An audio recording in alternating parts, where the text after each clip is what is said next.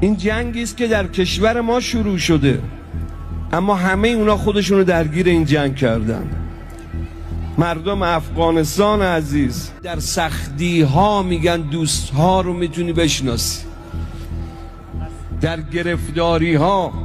شما دیدید این شبها، این جنگی است که در کشور ما شروع شده، اما همه اونا خودشونو درگیر این جنگ کردن.